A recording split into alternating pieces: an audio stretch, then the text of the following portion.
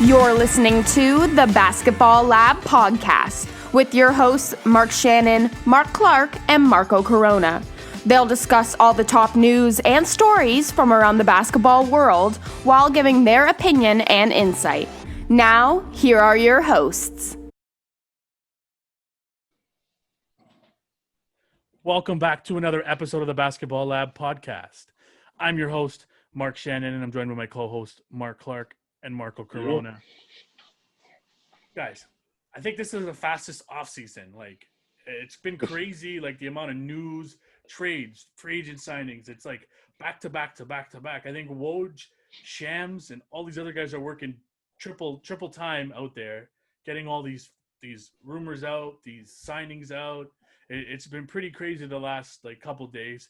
We had a lot of free agent signings. You got guys signing the max deals, people getting money that they know they're worth, like Fred VanVleet, people swindling people at MJ out of money, like Gordon Hayward. There's a lot of moving parts. We got a lot to talk about. Again, we'll go back to the Los Angeles Clippers again. Marcus Morris, another. I don't even know what to say about that contract. 4 years, $64 million for Marcus Morris. I'll show you guys when we get to it. I'll show you guys in a second what I think of it. Man, I don't know where you guys want to start. I mean, we'll start at Freddie. Being from Toronto, Fred VanVleet, 4 years, $85 million deal. What do you guys think of the deal for both sides, for Raptors and for Fred VanVleet? First of all, well deserved, right? I mean, going into the days of free agency, and the couple of days before that as well, in between, afterwards, we heard a lot of chatter about how much the money was going to be. And Fred, obviously, remember we talked about this in the last podcast. He went on a podcast himself, JJ Redick's podcast, and he basically was, betting on himself, right? That's what he does, and he cut some slack from some people for being greedy and this and that. And I think that we all agreed that you get what you deserve now, undrafted kid, right? And I think the deal is fantastic. 4 at 85. And the deal goes actually, it's the average cap hit, I believe, is the average salary is 21.25. And the beauty of this, and maybe we'll circle back to this in 1 second, is that the second year of his contract is actually the lowest year of his contract, which is actually 8.5% less than the first year, which, of course, I think we know what the end game here is. So this works out great for both sides, and the fourth year is an option. Fantastic. The Raptors said that he was going to be their priority. He was the priority. They made it happen. We know what Fred can bring to the table. The Raptors know the guy they're getting. It's not like they're going out getting a free agent that has to blend in with the chemistry. No, you keep your guy. And honestly, I actually do think that this is actually a bargain of a deal, because odds are that if Fred VanVleet, and there's always an if with every player, if he stays healthy and he continues to progress, by the time his third or fourth year is due, he's going to have to ask himself for more money.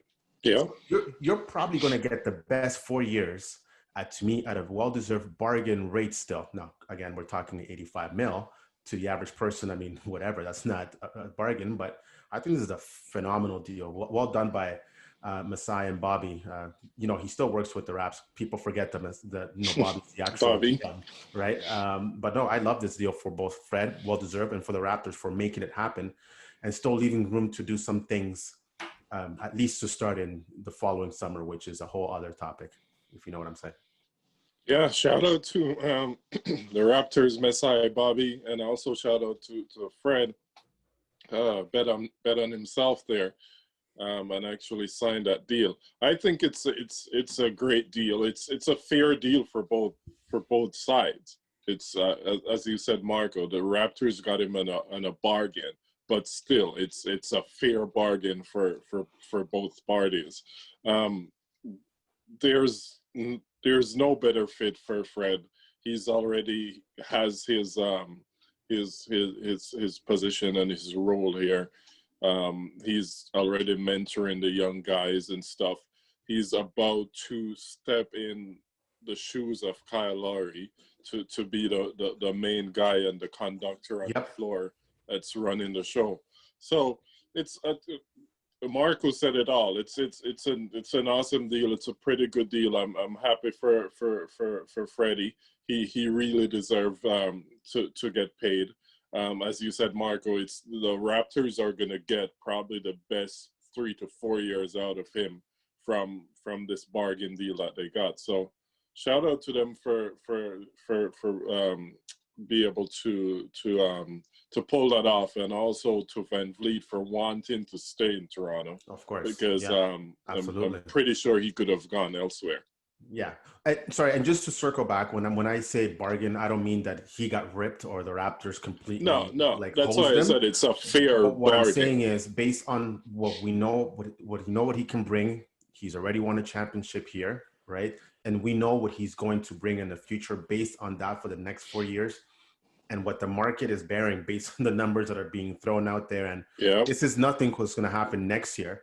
I think that's a very good deal, hence the word bargain. And you mentioned a very good point there, Mark, is that he is also being mentored to be the number one guy. So you've basically already signed your number one guy before your number one guy leaves town.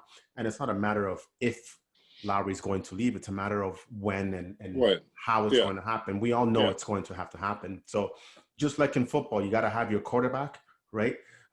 You got to build your offensive line. And so the Raptors are doing it right. They have their quarterback. They have their front court almost finished, I think. And now they have their quarterback of the future. So the point guard of the future is in-house. They don't have to worry about this next year. Now you complete the pieces. Just waiting for that superstar. Years. Yeah, I don't know who you're talking about. Anyways. Tampering. Like, I think, and I go back to Mark and your guys' part. It was a good deal for both sides. I said this on a podcast a couple weeks ago where we discussed on what we thought he was worth. I said anywhere between 20 to 25 mil. He's come in relatively close to $20 million for a guy that's 26 years old. You're getting him in the prime of his career. If he keeps the trajectory that he's going, you're getting a star point guard for dirt cheap.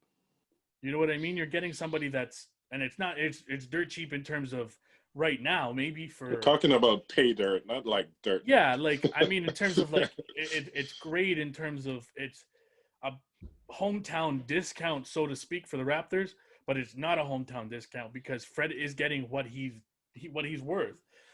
Right. And the contract is also structured in favor of the Raptors a little bit because year one it's $21.25 million.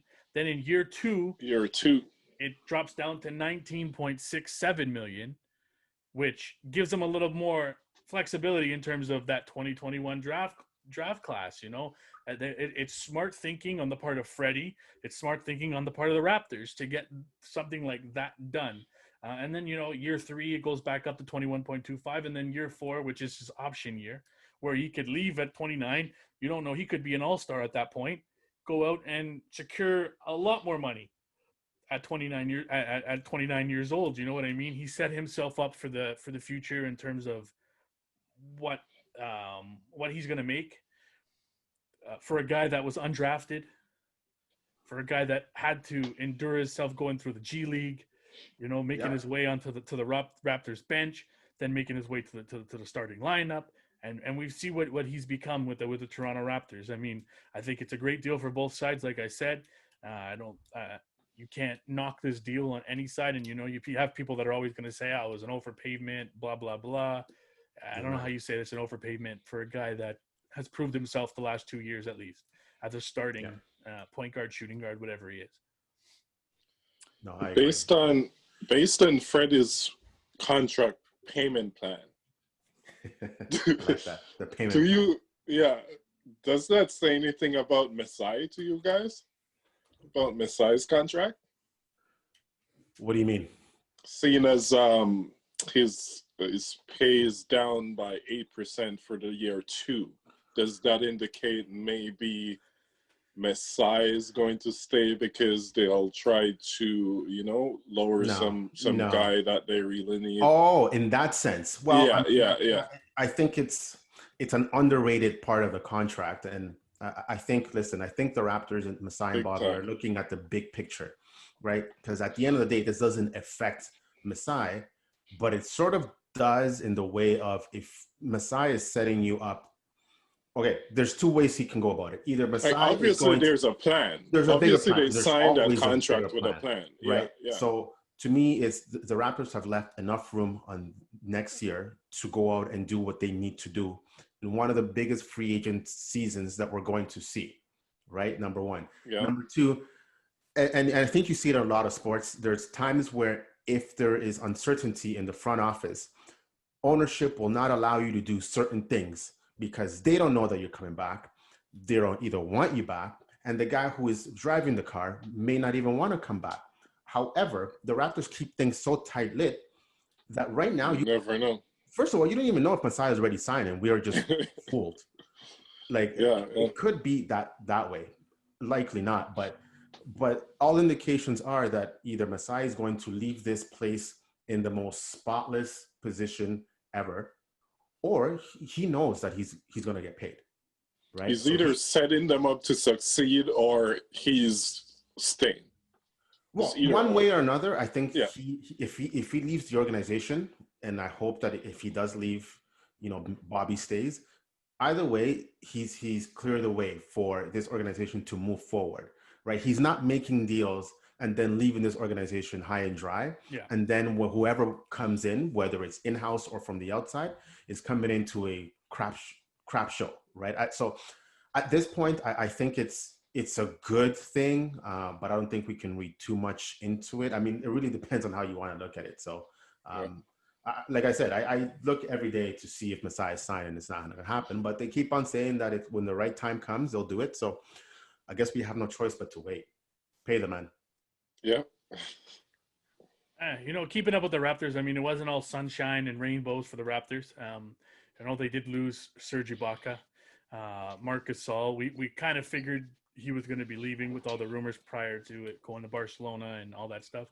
But they ended up losing two key pieces to their championship run and their playoffs and their success the last 2 years. What do you guys think about these, these losses? We know they've added additions with Aaron Baines, Alex Len. They re-signed Chris Boucher. But those two additions, those two veterans, what loss does that signal for the Toronto Raptors going forward into next season? Well, first of all, you guys know how I feel about Gasol, and I've been a big fan of not only Mark but also Paul. Like, I think that family is awesome, and they're all class.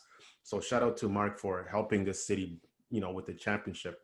And we all knew that it was going to go either two ways. He was going to have to either dip or take a significant discount on what I'm calling and I've told you guys this before, a gap year for this franchise. They're not necessarily going to be NBA championship contenders, but they're not exactly tanking either. They're going to compete. And Mark said it himself in his goodbye message or in his interview today that, it would have been, basically he said it would have been unfair for him to stick around and not provide him what this team needed. To me, that speaks of leadership, right? That's class. And he also knows that if he's there, right, that might push somebody like Boucher can't get probably that deal, right? They can't go out and do certain things, or the Boucher structure is a little bit different. So his decision had a lot of impact on how this franchise moves forward. Yes, you can say it's 1-1, but at the end of the day, if his goal is to potentially win another championship or chase it, and he said it himself, then the Lakers are in the best position for him to be on that roster. And, it is what it is. And I'm going to miss the Marc Gasol wine. Honestly, I think that party was epic, right? But again, I compare Marc Gasol's arrival to Toronto, and for those listening and watching that are Jays fans, to Jack Morris, right? Jack Morris was brought in here to bring leadership, not to be an ace, but a guy who was a veteran leader who knew how to win. And we got what we needed from him, and that was it, right? By the time Jack Morris left, he wasn't the same, Jack Morris, but again, that franchise won a championship. As far as Serge Ibaka is concerned, again, it is what it is. I'm a little bit surprised that both left, but I guess I shouldn't be, right? Again, the Raptors are going in a certain direction, and I'm sure that they offered him something, but, good for him for going out and trying to get as many rings as he can, and the Lakers are in the best position to do so. I think that you guys would agree with that at this particular moment. So, I think we're going to miss Serge, and it is what it is, but we move forward. So, the Raptors went out and tried to fill the gap with some other guys, and that's what they got to do. Just to jump in there, you said Serge went to the Lakers. I mean, I know you don't want to say the Clippers, but you know what? To the Clippers. Thank you for the correction, but I think I did that on purpose because my mind cannot compute that he went to the Clippers. Now I went from happy and sad to just angry that he's at the Clippers. Exactly. So screw you, Serge. You screwed us all. I never want to see him in the city again, man. It's Kawhi and that reverse psychology, eh? Serge was supposed to get Kawhi to stay, but Kawhi brought Serge over to the Clippers. So it's that now I'm just mad. Now I'm just mad. It doesn't matter what I said about Serge. I'm not just mad now. But it's funny because you called it and you said this has Kawhi vibes on it when he sent out that picture of him on that plane. Put two and two together because that's the picture. One of the pictures that we saw when Kawhi was flying around to make his decision. Yeah. It literally gave me Kawhi flashbacks, man. That's what you said. But firstly, with Mark and Serge, shout out to both of them guys. For what they've done for the city. They were a huge part of the championship run last season, or should I say the season before, because they just finished another season now. Never happened. So shout out to them. Thanks for all they've done to the city. They played a really important part in that team. I'm a little bit sad to see both of them go. It's always a sad day, and an organization always take a hit when Marc Gasol leaves, because he does so. He may not be the one scoring all the buckets, but he does so much more for the guys on the floor, and just his vision of the floor and his game IQ. That's really vital to any championship team. So they took a hit there, but. I'm not gonna cry over it, because it was totally on my end. It was totally expected. I mentioned it in a previous podcast with regards to Serge. I was like, that if they don't get Serge in a cheap 1-year deal, they're not gonna bring him back, or he's not gonna come back, and they weren't able to. So I'm not gonna cry about it, but yeah, shout out to those two guys, man. They're going to be missed in Toronto. And as Marc Gasol said, he basically made this move, or decided to join the Lakers for the betterment of the Raptors, because he didn't think he has what the Raptors needed out of him for them to win a championship. And you know how much balls it takes to actually say that? Yeah.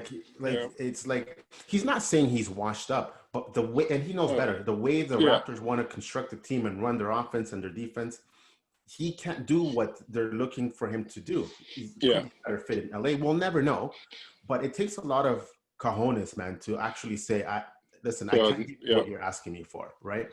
So I better dip a year too soon than a year too late. Yeah, no, that's true. But it does take a lot to actually say that and actually realize that in the first place. So kudos to him for that. But I'm excited for what, I don't want to jump the gun, but I'm excited for what the Raptors brought in, and it should be a good fit and a good season for them. Yeah, shout outs to the Aaron Baines fan club, by the way. We got to talk about that a little bit more after. we got to give him a shout out in our yeah, for sure. Anyways, I mean, we obviously know Marc Gasol isn't the defensive player of the year, Marc Gasol, from when he was with the Grizzlies. I mean, he's lost the step. He's not the same player he once was, but he still went out there and he still battled. He still was a strong physical defensive presence out there. Just ask Joel Embiid what he thought of his daddy's gone. Gasol, you know what I mean? Like Serge. It's okay. The pain train is here. Serge, you loved him. He was a great guy off the bench. And he stepped into the starting lot when he went with starting spot when you needed him. He stepped up when you needed him. But again, he's not the Serge Ibaka of old. He's not the same as he once was, but losing him is a big loss The for the toughness Raptors. that he brought. Yeah, exactly. I mean, you are bringing in Aaron Baines, who's just as physical, I think, in regards to on the pain train, man. Exactly, off the on the offensive glass and the defensive side of the ball. I think Aaron Baines is a perfect fit for the Raptors, but he's not Serge Ibaka. You know, he doesn't bring that veteran presence, that championship caliber presence, like Ibaka brings. But in saying that, they filled the spots with, like I said before, Aaron Baines. They re-signed Chris Boucher, who took a step forward last season. We all saw that.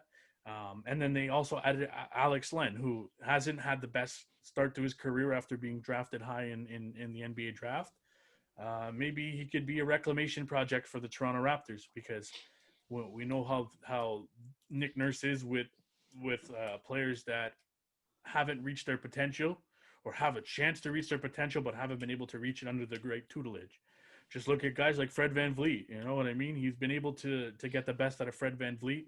Maybe he'll be able to get the best out of Alex Len. But going forward, though, I mean, we don't know what the Raptors are going to do going forward, or what they're gonna be like next year, because nobody knows what the NBA is going to be like next year. Yep. And how the season's going to play out. But I guess time will tell, and we'll see what happens when the season starts. Before we go on to the next thing, the one wild card that is a spot in the Raptors is, and I know that, you know, things are a little bit messy with that, and we're not going to talk too much about it, is the question mark of Terrence Davis. There's a spot that is going to be likely opened if we assume that things are going to go the way based on, you know, once the NBA closes their investigation and whatnot. And people don't understand sometimes that teams just can't put guys and let them go. There's a certain process based on the CBA that they have to go through when it's domestic violence and all that stuff. So there's going to be another spot there to fill, I assume, or not. I'm not too sure, but we'll see what happens. So that's another spot to keep an eye on.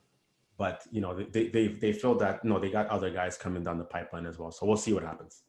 You know what? I really like TD. He has great potential. It's just sad to see what had happened. Yeah.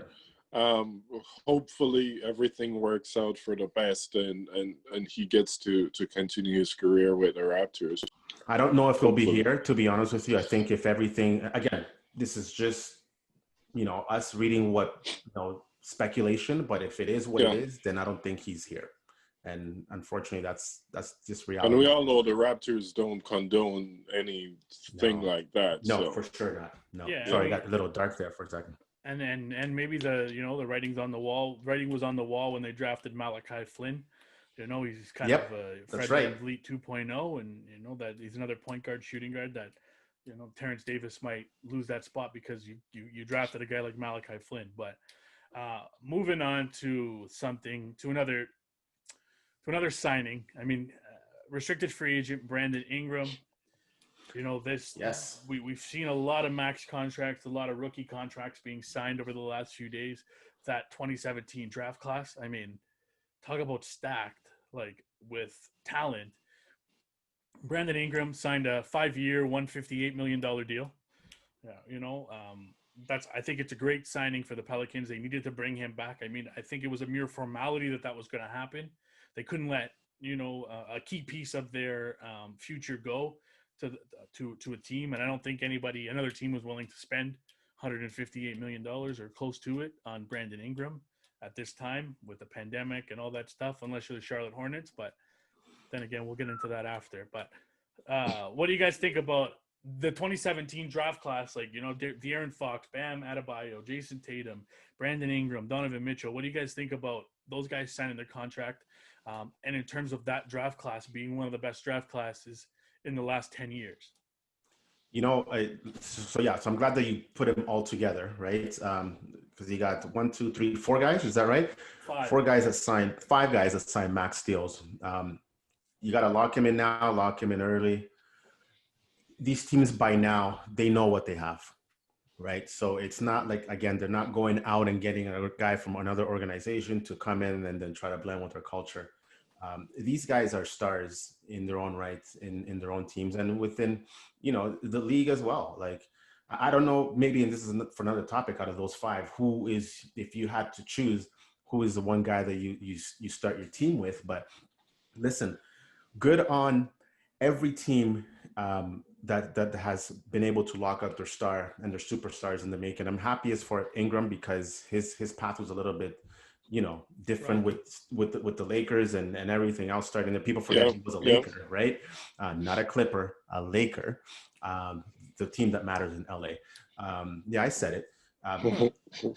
The one, I'm going to be Debbie Downer for 1 second. Okay.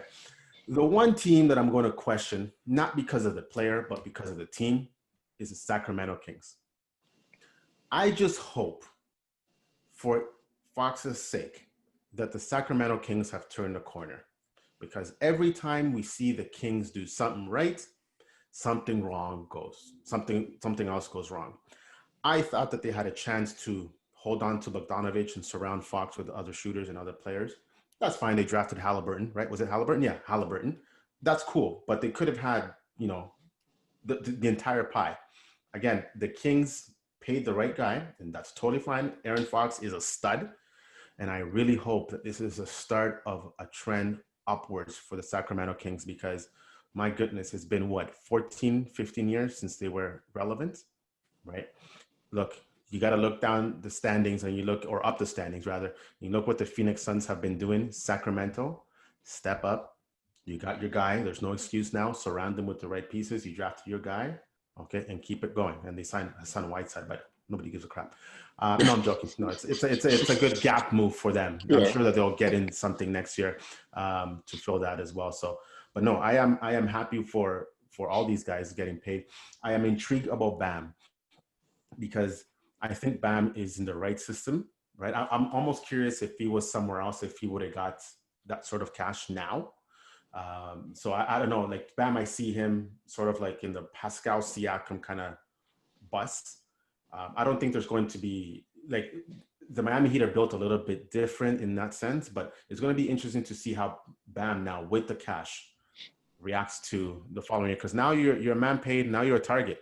Ask Pascal, ask these guys. Jason Tatum, it was obvious. He's a star in the making. He's already a star. That's fine.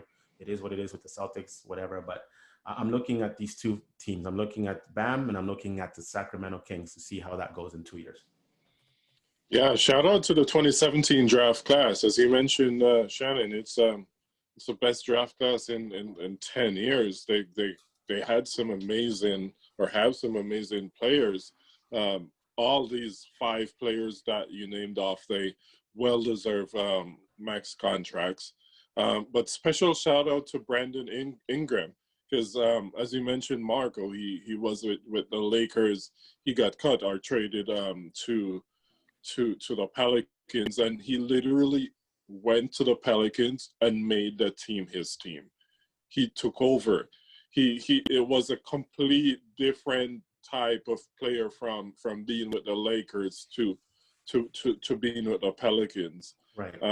You could definitely see the change in him, and now that he's getting paid, hopefully we'll only see nothing but improvement and leadership from him. Yeah. So shout out to all those players, man. Again, well deserved for all of them. Yeah, I said it before we started this podcast. Like, that has to be arguably one of the best draft classes we've had in at least the last 5-10 years in terms of star players. Brandon Ingram's come into his own with the Pelicans. You guys have already mentioned it, his tumultuous time with the Lakers and coming up and all that stuff. Donovan Mitchell, another guy, superstar player, right? Superstar player. Jason Tatum, we all know what he could do. He's a talented player who's got length, size, passing ability, scoring ability, athleticism. He's the whole package. Bam Adebayo, he turned his game up this year. Stepped his game up immensely this year. He's a rim protector. He's a lob catcher. He's a underrated passer from the post.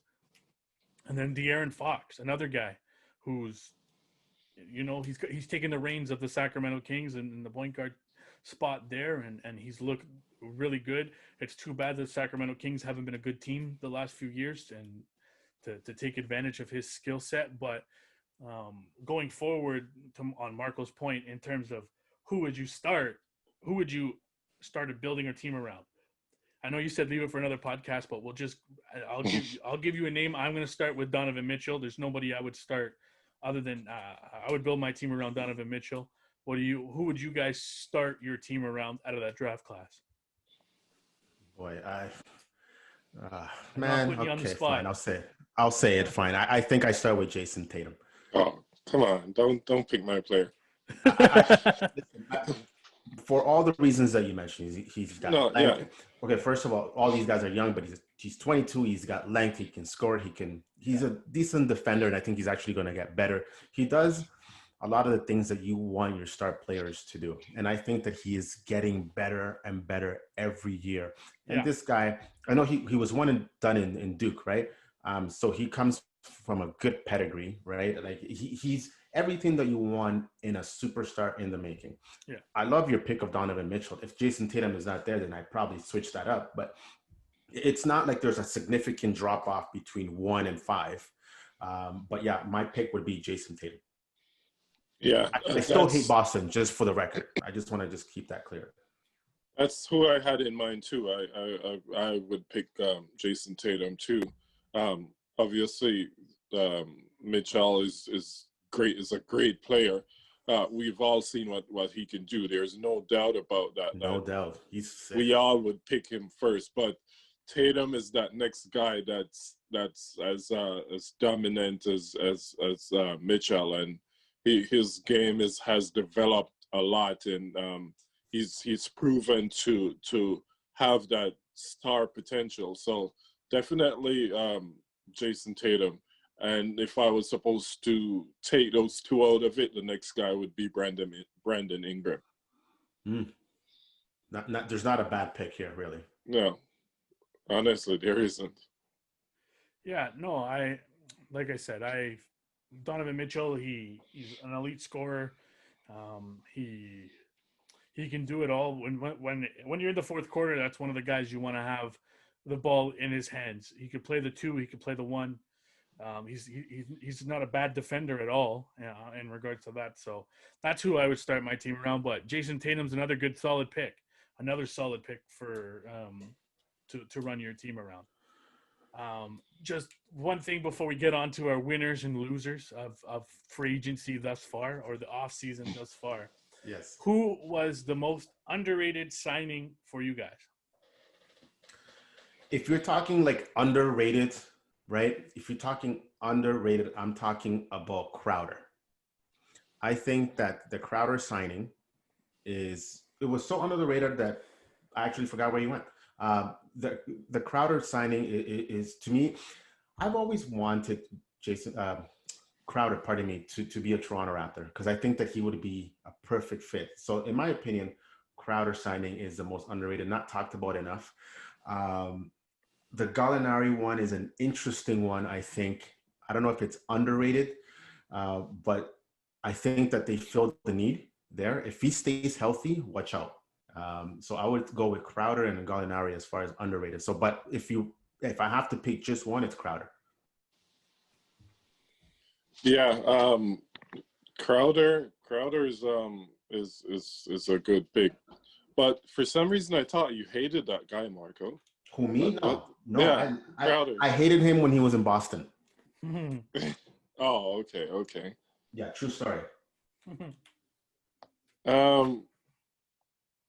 Yeah, I probably would pick Crowder too, because of what he actually brings to the team. He's a pretty good all-around guy, so I'm gonna go with Crowder too.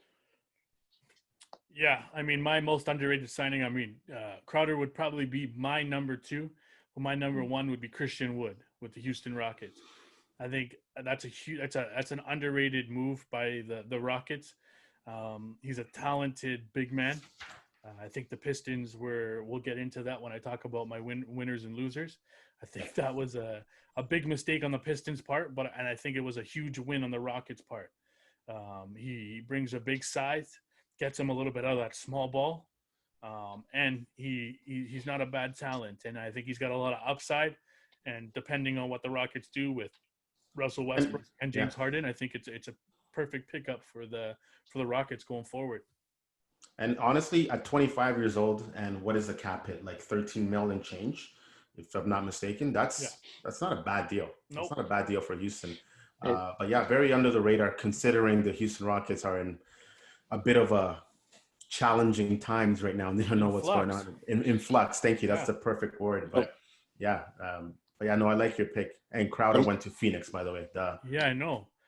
Did you see the, I thought you were going to jump. Back there? Yeah, I see. I'm waiting for the Crowder jersey. No. I'm going to give an honorable mention to Jeremy Grant, though. I would, but I'll get into that after when we get into the winners and losers again. Okay. I bet if he was with another team, let's say Lakers, he would have been brought up for sure. But for sure. So, we have to mention Jeremy Grant, even though he's with the Pistons. You call them regular season champs? The regular season champs. I don't know what the hell they'll be. I don't know what the hell they'll be this year, but the same. Right. Moving on right now into winners and losers. So who do you guys have as your winners? Who do you guys have as some of your losers of the offseason thus far? Well, there's a lot of losers, but we're only gonna. There's only a time limit on this. So let's stick. Okay, I'll start with the bad news. I'll start with the losers and end up in a good note. Okay. My losers, to me, in no particular order, are the Clippers. Again, it was a complete. Loser. I don't even know what to call it. Can we call it, just trash, just complete? Actually, here's my Clippers free agency right here. Trash. Trash. Okay? Oh, God. Yeah, we're going to bring that trash can more often.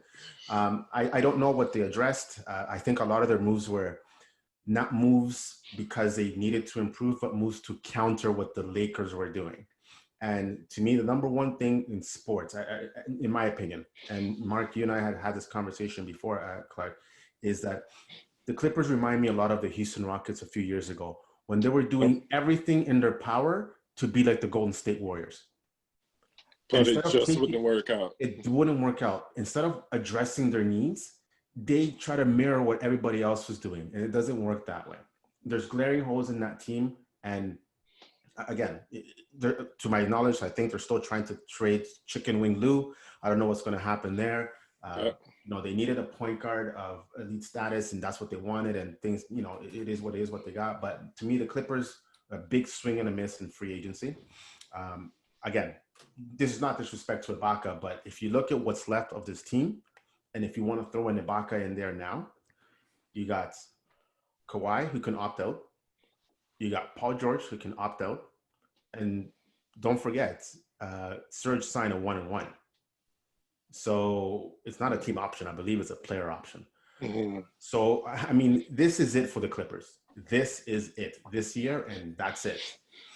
Number two, or in not particular order, the Houston Rockets. Again, I mentioned they're in such flux, and I don't, again, the Woods pickup was nice, but to me, it's maybe they were handcuffed on what Morey left behind, but to me, Houston, nada. And the New York Knicks.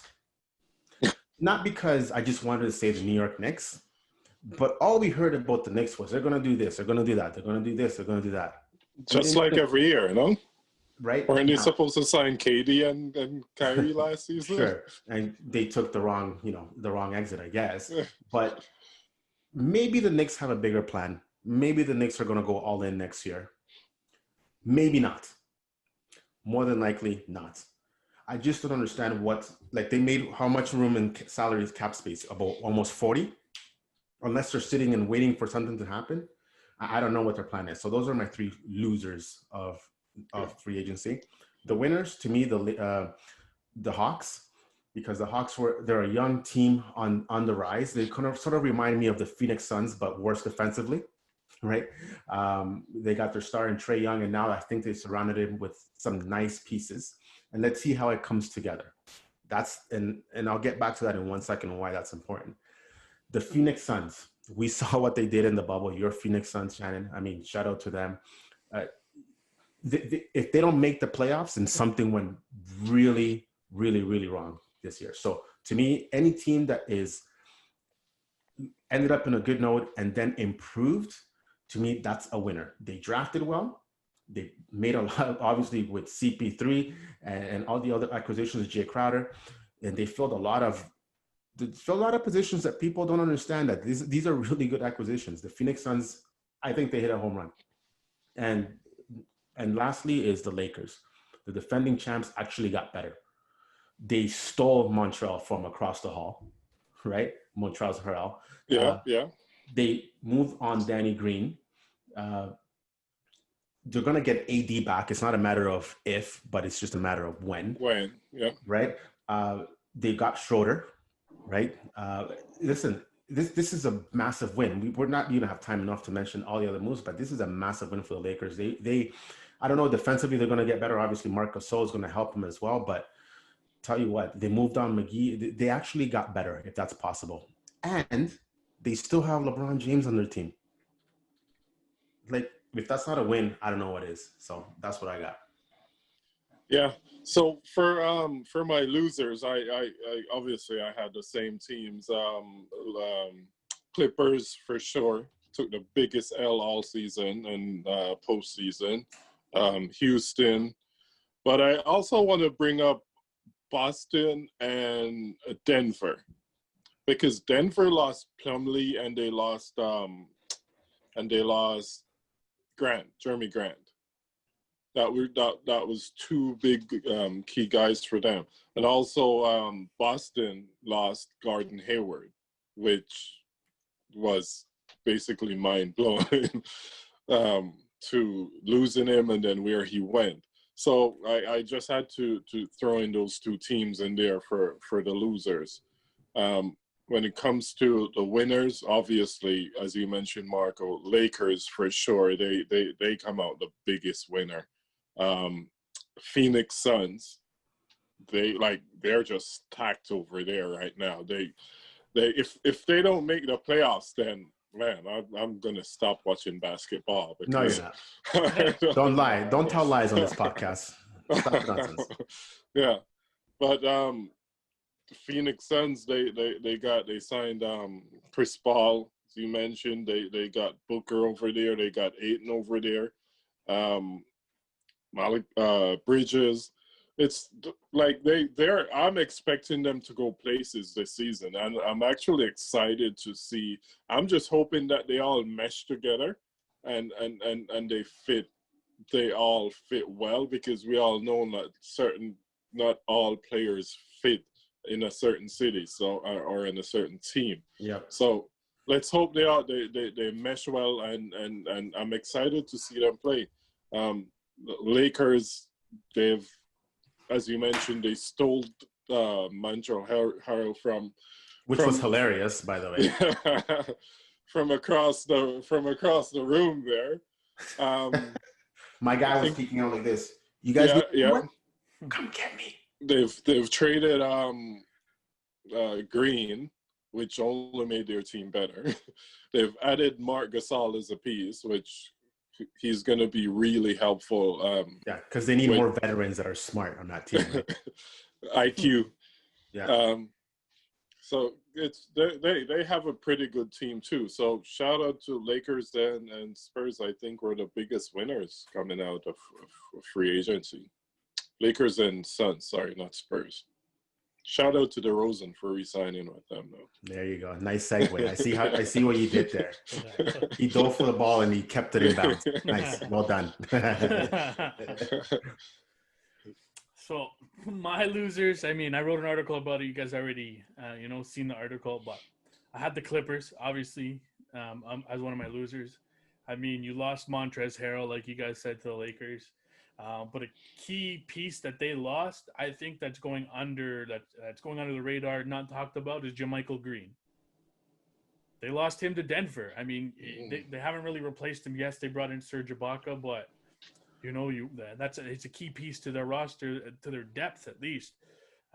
But you lost him to Denver, and then you also signed Morris for 4 years at $64 million.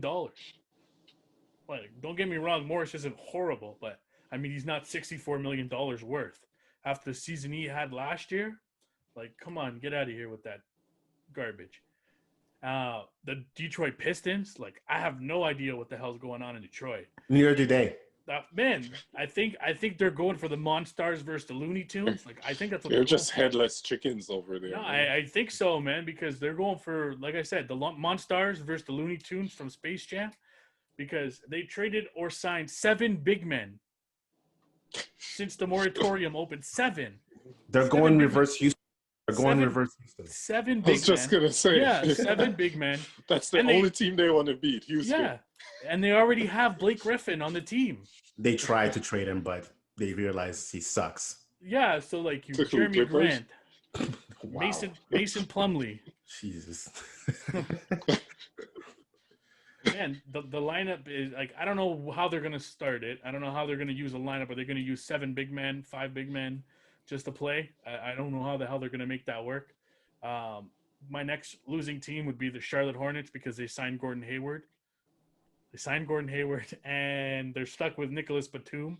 I mean, I don't see anybody taking that god-awful contract for a guy that played 22 games and scored 3.5 points per game. I'm sorry to tell you, but I think the Hornets are a little bit screwed in terms of that. We talked about this. Maybe they look good on paper with Devontae Graham, LaMelo Ball, Gordon Hayward, Biyombo. There's a lot of talent there, but they're cash strapped. They're going to be cash strapped with this signing. And the New York Knicks, they're fooling the Knicks fans again, signing all these guys to 1-year deals: Nerlens Noel, Rivers, Burks, Alfred Payton, because they're gearing up for a run at the top free agents in 2021. Like, you tried that last year, it didn't work out. You were rumored with anybody and everybody this year, and you got nada, zilch, nothing. They got nothing again. But the same team they had before. So they're going to be in the bottom of the NBA again next season. So those are my losers. My winners. Oh, yeah. Oh, sorry. Go ahead. No, go. No. After your winner, because right. It was an honorable mention. My winners. You got the you got the Lakers, who you guys have already said. How does a team like that's already won an NBA championship get that much better? The Lakers just did that they signed Montrezl Harrell, Marc Gasol. They didn't sign him; they stole him. Well, they stole him. Yes, exactly. They stole him from across the room. Picked Clippers' pocket. Magic Johnson walked into the Clippers' room, picked Montrezl Harrell out, punched Patrick Beverley in the face, and walked out with him into the next dressing room. That's what happened. Well, Magic had to kneel down, then punch Beverly, because he's like this big. He's a little guy. He's so cute. Yes, exactly. I mean, I wasn't there. Harold showed up for practice, but he came in through the wrong entrance. It was the Lakers' entrance, and they just kidnapped him. Yeah, I mean, we weren't there, but I mean, we were there, right? So like, this is not these aren't predictions, or these aren't spoilers. These are predictions. Yep. You know what I mean? These are what actually happened. We have footage. Right. The Lakers lost Avery Bradley, which is a big blow, but I mean, yes, right. That's a big blow. They brought back Contavious Caldwell-Pope, who was arguably the 3rd best player in the bubble in the championship run for that team. You already mentioned it. They traded for Dennis Schroeder, and they picked up Wesley Matthews as well. One of my winners is going on with my Hornets there. Charlotte, which is Gordon Hayward. I mean, he's got to be a winner in this. He opted out of $34.2 million with the Celtics. Only to end up with more with the Charlotte Hornets for 4 years, $120 million. And we're not talking about $120 million, only 75% guaranteed. We're talking about 100% guaranteed. So you're stuck with that contract, and it's guaranteed for the full 4 years. So that's my losers. My winner, sorry. I mean, he's a winner on that. Good for him and his agent securing that bag for him after an injury-plagued season again. The Atlanta Hawks, we've seen what they did. Bogdanovich, Gallinari, Chris Dunn, Rajon Rondo. Solid. They solid free agency period for them. Like, they've gotten the best out of the thing. I think they're definitely a top 6 team, top 5 team in the East, depending on how that comes together. They've added a lot of defense because that was their one of their major weaknesses. They were terrible. Defense. They were horrible on the defense. Yeah. Trae Young doesn't play defense. Doesn't care. Doesn't care. You add Rajon Rondo, you add Chris Dunn, who are solid defensive players, right? Gallinari and Bogdanovich could shoot out the lights. Yeah. Go along with Trae Young. So, I mean, you've already got a lot of talent there. I've got 2 more teams. The Portland Trailblazers, I mentioned this to you guys the other day. I mean, they've gone underrated in terms of what they've been able to do. But sure, what did we say before the playoffs started this year? What was their biggest problem? Defense. Depth and defense. Yeah. Depth and defense. And what do they go out and do? Depth and defense this year. Yep. Brought in Robert Covington for Trevor Ariza, so they got him for an absolute steal. Covington gets no respect around the league, man. Exactly. I'm telling you, this guy can play 2 ways, man. I'm telling you right now. And he can shoot. It's a huge pickup for the Blazers. Yeah. I don't know why Philly let him walk 2 years ago, but anyways, go on. I don't know either. They traded because it's Philly. Yeah, they traded for some more center depth behind Nurkic. They added Enes Kanter. Yeah. They signed 22-year-old Harry Giles on a 1-year deal. They brought back Carmelo Anthony. Yeah. Right? Another no-risk move for them. Derek Jones Jr. Yeah. Right? Another high flyer. They signed him for 2 years, $19 million. I mean, they've got a lot of depth, a lot of talent on that roster. I mean, if they don't make the playoffs, or at least, I mean, they should make the playoffs with that talent on that roster. Right. I just think that they've had one of the best off seasons, in my opinion. And then my Phoenix Suns, Jay Crowder, underrated. His Phoenix Suns. Yeah. Remember that. I own them, He owns them. Yeah. Hit us up for free tickets. Yeah, right. Exactly. Don't do that. No, we have no money. Jay Crowder, 3 years, $30 million. I love that move. Solid signing. Solid signing. Oh my God. We know what the Phoenix Suns have had over the last few years. They haven't had that physical presence. Like, it's been Devin Booker and DeAndre Ayton and those guys going at it like every game and trying to win games for the Suns. They haven't had the backup. Now they've got Jay Crowder, who's got a physical presence, could play hounding defense. And a veteran. Exact veteran, and he's got a high motor. Yeah. CP3, veteran presence. You know what he already is. brought him. Yeah. You know who he is. You know what he brings to the table. They brought back Javon Carter on a 3-year deal. Another young guy. They brought back Dario Saric, another big man. And they also added Etuan Moore. I think that Phoenix is a playoff team. Are they top 5 like Kendrick Perkins says? I don't know about that, but I mean, they're definitely in a playoff for me. Carry on. That was for you. Right, I know. Listen, one thing I wanted to add to all this conversation is, and you sort of touched on it, Clark, is you're trying to see how these guys sort of mesh. And I think that an underrated part of this free agency period and this year with the pandemic is, guys, today is, as we record this, is the 25th of November. The season starts in 4.5 weeks? Yep. Time of training camp for, number one, the rookies. There's no summer. It starts in 4 weeks. Less than, it's on the 22nd. It's 22nd, actually, less than 4 weeks, pardon me. Yeah. So there's no summer league for the rookies, Yep. and that's a big deal, right? A lot of these teams that made significant roster turnovers, right? Like the Phoenix Suns and the Atlanta Hawks, as much as they get, B pluses and A's for their, drafting and or free agency. Yeah.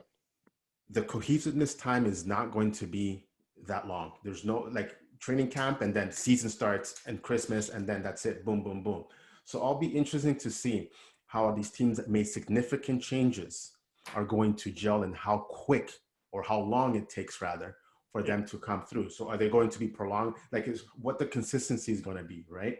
And then you're going to see those teams that added veteran pieces, how they adjust with those young teams, how to prolong 3-game or 4-game losing streaks, because these things are going to happen, or how to prolong those 3 or 4 or 5-game winning streaks with a team that has just basically had to gel in now under, just about 4 weeks or so. And I don't think that's getting a lot of, talk time as far as, chemistry. Some people think chemistry is overrated.